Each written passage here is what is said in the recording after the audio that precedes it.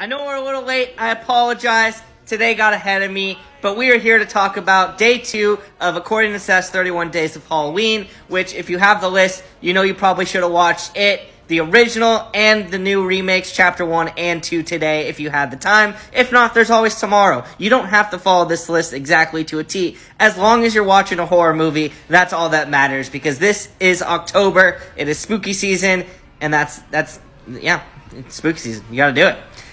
So let's talk about these movies here. First off, we got the 1990 made-for-TV It.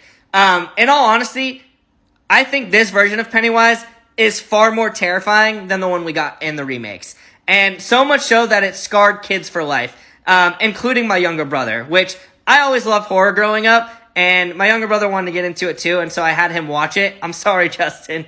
And ever since that day, he's been terrified of clowns. And don't get me wrong, this movie was just so freaking creepy. And for what it was, like being made for TV, they just did an incredible job. And it honestly is all because of Tim Curry. The shower scene where the freaking shower heads are going after the kids, or when he turns into the mummy. There's so many different, like, cool things in this film that they did so well that I honestly, like, I kind of wish they stuck with this version, this look of Pennywise, versus the one that we got in the remakes. But I love this film. If you haven't seen it, please watch it. It is on HBO Max. But let's talk about the remakes here. First up, we got It from 2017. Bill Skarsgård, don't get me wrong, absolutely crushed the role of Pennywise. I just found his version of the clown to be less terrifying to me. There were different things in this film that I thought were far more scarier than the made-for-TV version, like the creepy painting lady, and some of the monsters and things like that. And also the opening scene of this movie with Georgie's arm